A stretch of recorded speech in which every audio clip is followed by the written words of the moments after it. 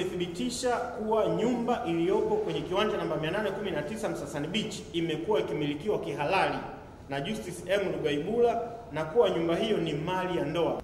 Lakini pia kamati imebaini kuwa mnamo mwaka 2010 Mohamed Mustafa Yusufali na marehemu Justice Lugaibula waliingia mkataba wa kukopeshana fedha kiasi cha shilingi milioni 150 kwa dhamana ya nyumba tajwa. Lengo kuu ni mkopo, sio kuuza nyumba. Kamati imetilia shaka kama spouse consent kibali cha mwenza kilitolewa kwa mujibu wa sheria ya ardhi namba 4 ya mwaka 99 ikisomwa pamoja na sheria ya ndoa ya mwaka 1971 kwa sababu zifuatazo. Moja, Mheshimiwa Mwenyekiti, kamati haikufanikiwa kuona spouse consent, idhini ya mwenza ambayo ni halisi, yani original copy, licha ya pande zote kutakiwa kuwasilisha nyaraka hiyo katika kamati. Bibi Alice Haule anakataa kwamba hajawahi kutoa idhini ya ndoa ya kuuza mali ya ndoa. Anaeleza kwamba ndiyo maana amekuwa akishughulikia swala hili akilalamika tangu mwaka 2012. Kuhusiana na jaribio la kumuondoa kwa nguvu Bi Alice Haule katika nyumba iliyokuwa akiishi, kamati imebaini taratibu za kisheria hazikuzingatiwa kwa sababu hakukuwa na amri yoyote ya mahakama au vibali vilivyoidhinishwa na mamlaka.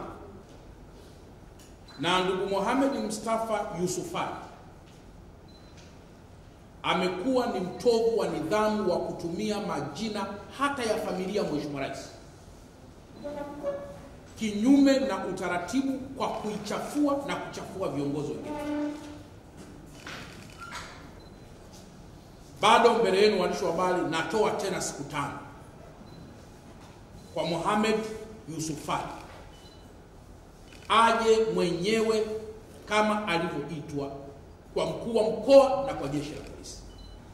Siku ile mabaunso amekwenda, alikuwepo nchini. The moment ameona mambo yanakuwa magumu, hayupo tena nchini.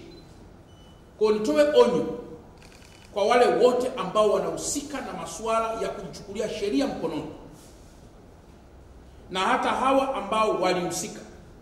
Nimepata taarifa kutoka jeshi la polisi kwamba taratibu za kisheria kali dhidi yao zinaendelea.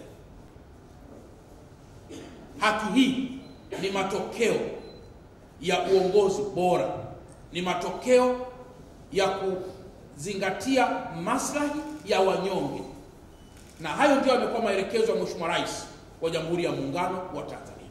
Napenda kumshukuru Mheshimiwa Rais kwa kutuitikia sisi wa Tanzania na kusikia vilio vyetu, lakini pia nipende kumshukuru mkuu wa mkoa kwa kuweza kufika mapema sana pale nyumbani na kutusikiliza.